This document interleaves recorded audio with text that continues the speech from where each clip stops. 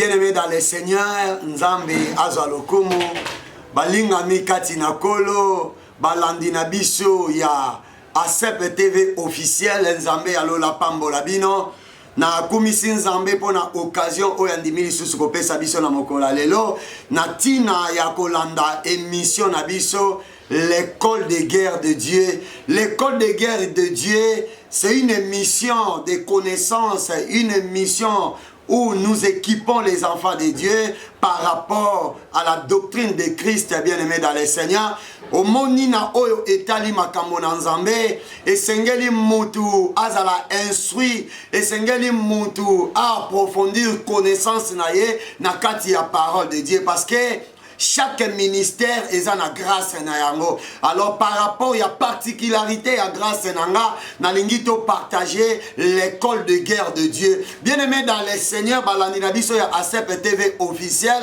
Oyo ezali sujet munene oyo tozali ko partager na kombo ya bellicisme. Ne thème na biso ezali le bellicisme.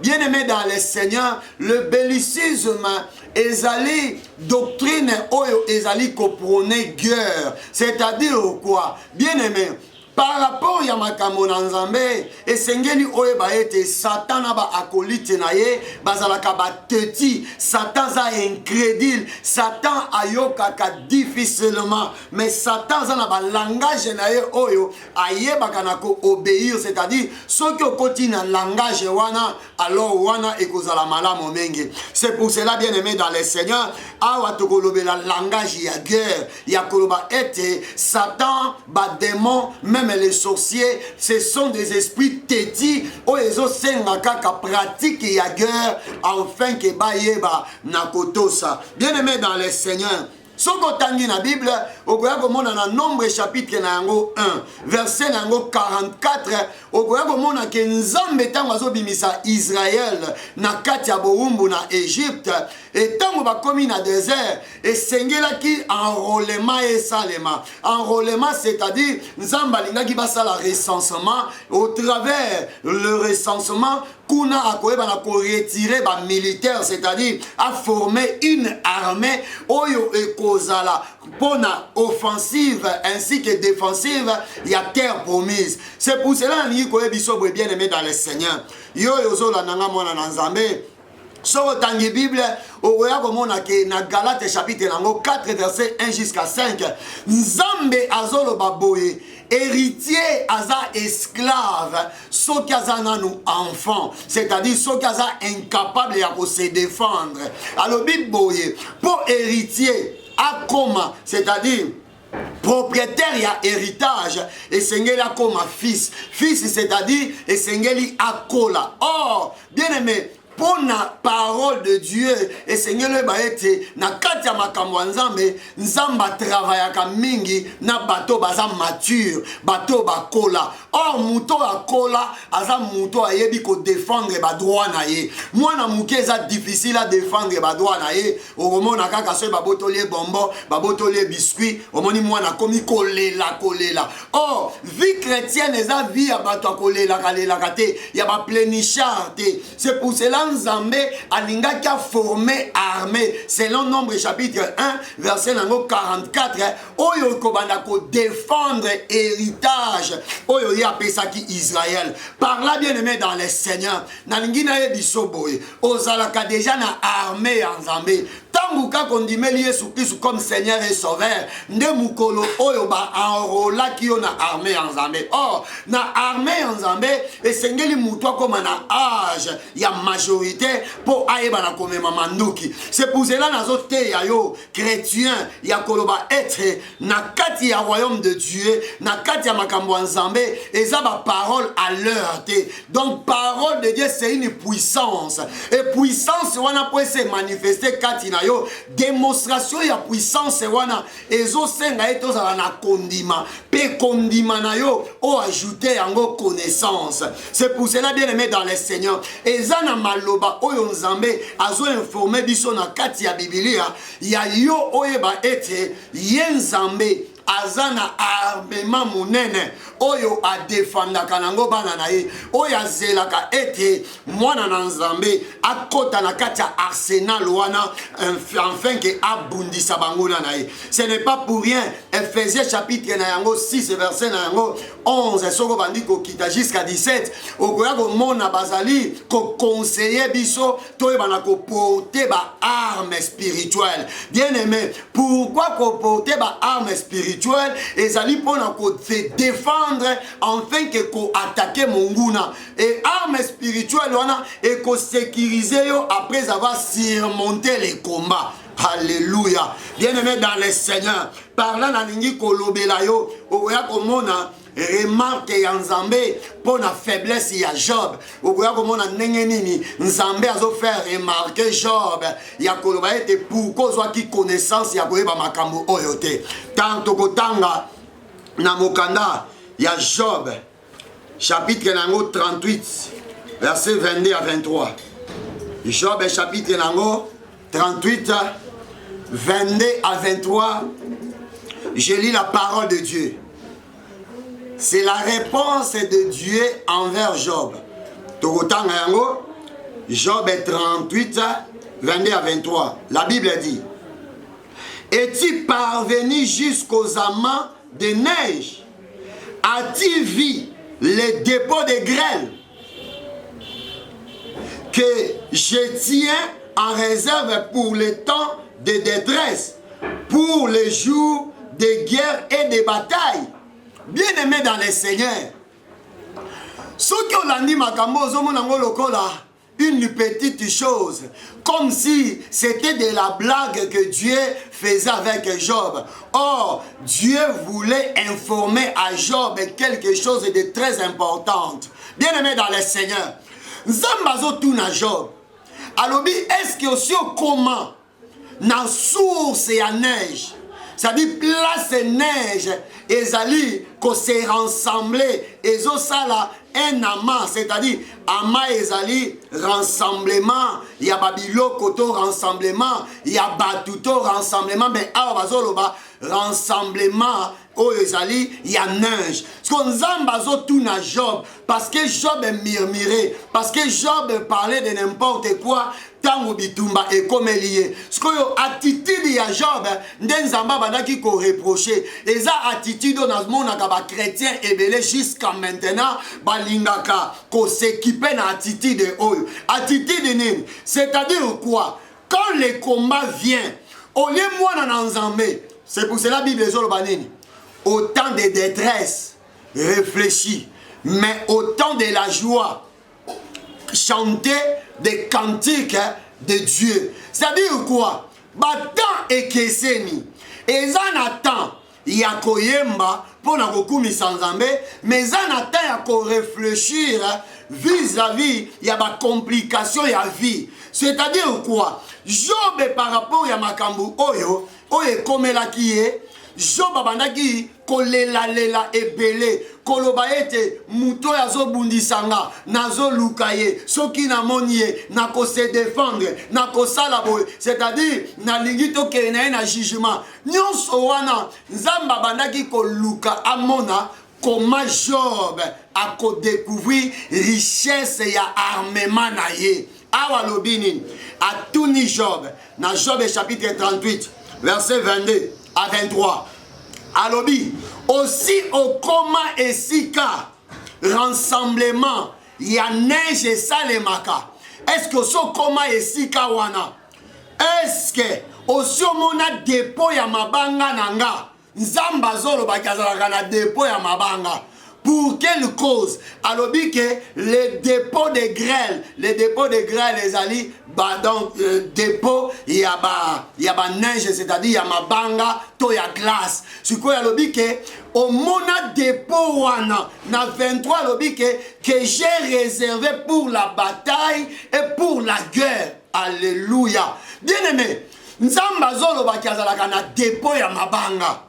C'est-à-dire quoi? Moi, la parole de Dieu, c'est une puissance. Et il faut que na kati ya bitumba, nzamba réserva dépôt ya mabanga pour la bataille. La bataille, c'est un combat, c'est un petit combat. Mais la guerre, c'est un grand combat. C'est-à-dire quoi? Alobi na kati ya depo wana, na bomba mabanga. Mabanga wana na bomba, c'est pour la guerre et la bataille. Bien aimé dans le Seigneur. Et Seigneur loyebake, nzamba zalaka na arsenal, c'est-à-dire une maison d'armement que Dieu a réservée pour la guerre. Azali ko informer Job que ozo murmurer, ozo lela, oyebaka te ke nazalaka na dépôt ya mabanga, na bomba po na bitumba. C'est pour cela, bien aimé, tu peux prier à Dieu ya koloba boye nzambe lokola banguna bazo telemelanga, lokola bandoki bazo bundisanga na moment oyo nanske na nzela ya molimo nazali ko implorer puissance na yo et bimisa mabanga na dépôt et que ne ko frapper banguna nanga. Bien aimé dans le Seigneur, il y a un dépôt dans les cieux et ces dépôts là Dieu les a réservés pour la guerre et la bataille. Donc Rozawana, kaka ndenge nzamba tie nguya kati na yo, kaka ndenge ozana kati ya armée en Zambé, comme tu es devenu déjà fils, c'est-à-dire quoi? Ozana capacité à komema arme. Selon Nombre chapitre 1 verset 44, la Bible dit que l'enrôlement se faisait par rapport à l'âge.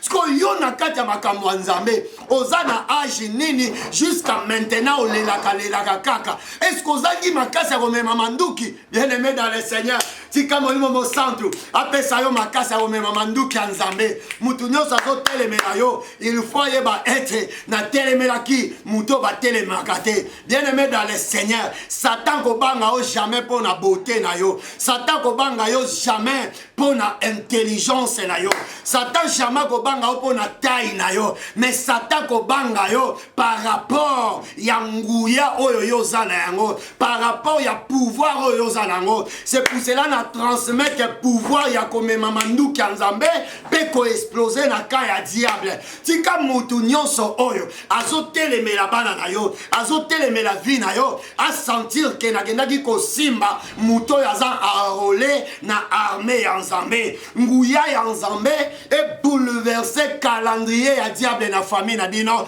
au nom de Jésus-Christ. C'est-à-dire calendrier ya diable elingi kolobake, si Satan avait programmé ou proclamer que yé à la chef ya famille na bino, na kati ya famille na bino mutu ako s'en sortir te, calendrier wana ezala bouleverser batu ba s'en sortir au nom de Jésus-Christ. Soki Satan lobaki ke na mbula oyo kokufa na bouleverser calendrier wana kokufa lisusu te na kombo na Yesu Kristo. Le problème est quoi? Dieu pose la question à Job, awa yozo lela, comment on a comme si que je suis un Dieu incapable, je suis un Dieu qui n'a pas des armes, un Dieu qui ne défend pas, qui ne défend jamais ses siens. Alors, est-ce que es-tu parvenu jusqu'aux amas de neige? Aussi comment et sika oyo ba neige et sanganaka atunye yami bale atunye, et-tu vis les dépôts des grêles que j'ai réservés pour la bataille et la guerre? Est-ce que yo somona bibuneli oyo nga Nzambe na bomba po na bitumba polo bake nzamba kokokate polo bake bitumbo eleki munene? Est-ce que somona manduki ya Nzambe polo bake monguna na yo aza makasi? Bien aimé, nazo déclarer pe koloba boye Satan a faible vis-à-vis ya ba oyo bazana armée en Nzambe pe ba mema manduki. C'est pour cela nazo ebisa yo boye tika nguya ya Nzambe etelemisa ama ya ba neige pe frapper banguna na yo au nom de Jésus-Christ. Dala Moïse a kweyisa mabanga et détruisa Pharaon. C'était de neige, c'est-à-dire des pierres que Dieu a réservé dans son dépôt. Moïse a eu secret, il y a arsenal et Nzambe, que dans le trésor de Dieu, dans l'arsenal de Dieu, il y a des armes sophistiquées. Bien aimé dans le Seigneur, tika Nzambe ya lola, akoti saona nakwa bibundeli, opona bibundeli, pe opona adversaire wana ya telemi contre yo, okwisa na kombo na Yesu Kristo. Na sepela na David azoyebisa Goliath lelo mutu na oyo kokweya David était sûr. C'est pour cela, à sali fiasco, il y a kokende kozwa lokola, mabanga mitano, nde azui, libanga wana atie lokola na zaou, atie lokola na lance-pierre na ye. Tant oiseau lancé, c'était la main de Dieu qui frappait Goliath. C'était l'arme de Dieu. C'est pour cela, David alobaki boye. Na kobunda na yo, na kombo ya nzambo yo fingi. Bien-aimé dans le Seigneur, il y a un Dieu dans le ciel, un Dieu tout-puissant, un Dieu qui a les armements, c'est-à-dire les armements de guerre. C'est Dieu-là, né nazo prêché yo. Évangile de Dieu, l'évangile de Jésus, ce n'est pas des paroles à l'air, mais c'est une puissance véritable. Alléluia. Atounie, est-ce que ce comment ici comme mabanga langeza? Bien-aimé dans le Seigneur. Et là, c'est qui singa? Okoya komona mutu moko a utilisé mabanga oyo. Tokotanga mukanda ya Josué. Josué chapitre 10, verset 6. Dans les cieux ou dans l'univers, Dieu a un dépôt des armes. Tokotanga 6 à 12. Je lis la parole de Dieu. Josué chapitre 10, 6 à 12, je lis la parole de Dieu. Les gens de Gabaon envoyèrent dire à Josué au camp de Gilgal, n'abandonne pas tes serviteurs, monte vers nous en hâte, délivre-nous, donne-nous du secours, car tous les rois des Amoréens qui habitent la montagne se sont réunis contre nous. Josué monta de Gilgal, lui et tous les gens de guerre avec lui, et tous les veillants hommes. L'Éternel dit à Josué, ne les crains point, car je les livre entre tes mains. Soulignez place Ouana, l'Éternel dit, Ezana 8, l'Éternel dit à Josué, ne les crains point, car je les livre entre tes mains. Et aucun d'eux ne tiendra devant toi. Josué arriva subitement sur eux. Après avoir marché toute la nuit depuis Gilgal, l'Éternel les mit en déroute devant Israël, et Israël leur fit éprouver une grande défaite près de Gabaon. Les poursuivit sur les chemins qui montent à Beth-Horon et les bâtit jusqu'à Zek et Makeda. Comme il fuyait devant Israël et qu'il était à la descente de Beth-Horon, l'Éternel fit tomber du ciel sur eux de grosses pierres jusqu'à Zek, et ils périrent. Ceux qui mourirent par les pierres des grêles furent plus nombreux que ceux qui fuirent tués à l'épée par les enfants d'Israël. Bien-aimés dans le Seigneur, awa tozomona sollicitation ya bagabaonite auprès de Josué parce que basalaki alliance. Na sima kosala alliance na Josué et sali ete ba amoréen ba roi nyonso ya ba amoréen basangani po babundisa bagabaonite. Bagabaonite siko bake kosenga renfort et pas ya Josué. Et l'autre sepeli singa tango balobi Josué marcha pendant toute la nuit pour atteindre ses ennemis. C'est pour cela la fois passée dans le baki, vie chrétienne, et allez vie à bateau baza bandiran. C'est-à-dire quoi? Le combat est là, mais vous persistez toujours contre l'opposition. Donc marcher pendant toute la nuit, ce n'est pas peu de choses pour atteindre les ennemis. Bien-aimés dans le Seigneur, vie chrétienne o yozanango, eza vinini. Mais il y a la part de l'homme. C'est-à-dire quoi? Tant que nous sommes dans la chair, il y aura des combats, il y aura des tentations, il y aura des épreuves. Ce que les autres comprendre que tant que vous avez Moussuni, oui, Christ a tout vaincu, mais Christ nous a donné aussi la connaissance et de conserver la victoire. Alléluia. Ça dit quoi? Zamba ebisa Josué, alobi kobanga bangote, kende kobunda. Mais loke kamwi singa, tango babandi bitumba, Bible zolo baboye, ba oyo Josué abomaki na mopanga bazalaki mukie. Tango siko ba Gabaoniti ba komi kokima plutôt, ba Amoréen ba komi kokima face à Josué, tellement bazalaki ebele, nzamba moni ke na ebele oyo, soki ba échappé Josué, ba okene ko constituer encore une force.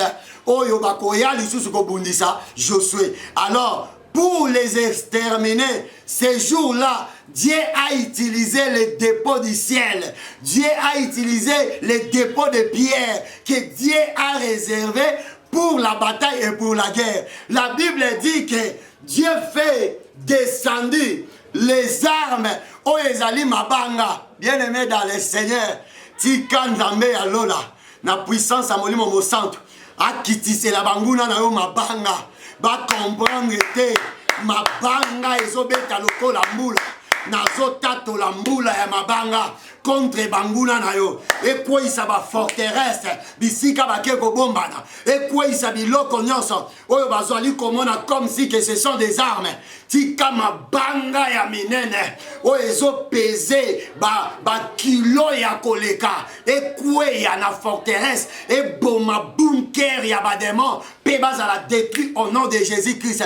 Ba oyo nyonso ba continue à destiner na yo, nazo libérer Mabanga. Soki David anyataki libanga epai ya Goliath, ezalaki mpona kolakisa eke nzambe na biso aza libanga. Depo ya mabanga, nzambe azoloba ke ye moko aza libanga. Pour dire quoi? Utilise Dieu comme la pierre et lance-les contre tes ennemis. Nazwi nzambe na présenter banguna na yo comme une pierre. Bah, il va l'écraser au nom de Jésus-Christ. Bien aimé, Bible zolo ke mukolo wana nzamba boma bato ebele pona komba wana. Bien aimé, omoni nzambe, nzamba zo zelo comprendre que c'est un Dieu des armées. Alléluia. C'est un Dieu des armées parce que il a des armes et il a aussi des militaires, des combattants. Tu es parmi les combattants de Dieu. C'est pour cela, utilise les armes que Dieu a réservées pour la guerre. Parmi ces armes, Dieu révèle à Job que les dépôts de grêle, c'est-à-dire les dépôts de pierre, c'est pour la guerre et pour la bataille. Bien-aimé, en tant que Mosala Nzambe, na koti, na puissance, ya molimo mosantu, na keko simba mabanga. C'est pour cela, molimo mosantu so azakati na yo. Ezaba mabanga ya mikiete nazo simba. Poyo ozomo na logola mabanga ya mikie. Libanga moko ekoyoza la munene ya Kishasa. Talasko na kitisi eli yango na mboka na bino. Kuna bandoki bavanda ki réunion. Libanga ya munene ya Kishasa. Na tomboli yango pe na bambi. Dans la place ezo kende kokweya ba dega nenge ezo salema. C'est pour cela soki mbanda na ya monaka ke alata singa loketo azana nguya. Kota na dépôt ya mabanga, récupérer libanga munene na Kishasa, récupérer libanga munene ya oezali ya Afrique. Tombola yango loba na nguya ya Nzambe, nazo libérer mabanga et libanga wana ekende même na kati ya mai na mozindo et écraser banguna na yo na kombo na Yesu Christ. La pierre c'est Jésus. C'est Jésus qui est le dépôt de toute puissance. Alingai koyebisa que je suis le dépôt de toute puissance contre la guerre que Job tu combats. Amen.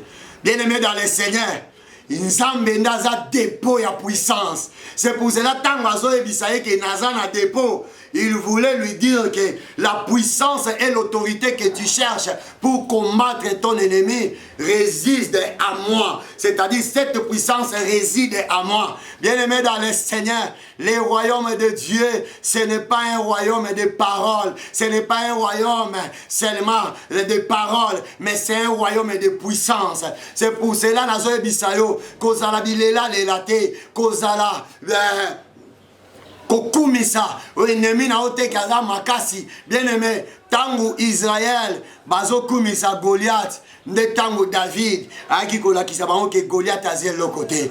Tango famille na bino ezo kumisa kindumba, tango famille na bino ezo kumisa bandoki, nde tango na ye koyebisa yo ke Yesu aza plus ke kindoki ya famille na bino. Problème eza yebisa Yesu na ye na dépôt ya puissance, na ye ko récupérer puissance pour la bataille, na ye ko récupérer puissance pour la guerre. Tikanguya ya Yesu Christ ekota kati na yo et libérer ma banga et kweisa banguna na yo muto yazo telemela yo akokoka yo te na kombo na Yesu Christ. Es-tu parvenu jusqu'à la main des neiges? As-tu vu les dépôts des pierres que j'ai réservées pour la guerre et la bataille? C'est une bonne question que Dieu a posée à Job pour lui dire que la puissance que j'ai est plus supérieure que la puissance que tu vois là. Alléluia. La puissance de Jésus est plus supérieure que la puissance des démons de ta famille, est plus supérieure que la puissance de ta maladie, est plus puissant que la puissance des sorciers de ta famille au nom de Jésus-Christ. Donc autant à verset oyo. Oya komona 1 Corinthiens chapitre 2 verset 3 à 5. Je suis très content de ma soeur aux belliciste. Mon frère aux belliciste. Il faut que en Dieu, il y a un dépôt d'armement. Ko banga banguna na yote. Ndenge nzamba ebisi Job. Alobi boye. Ko banga banguna na yote. Awa tozo tanga na 1 Corinthiens chapitre 2. Chapitre 2 verset na yango 3 à 5.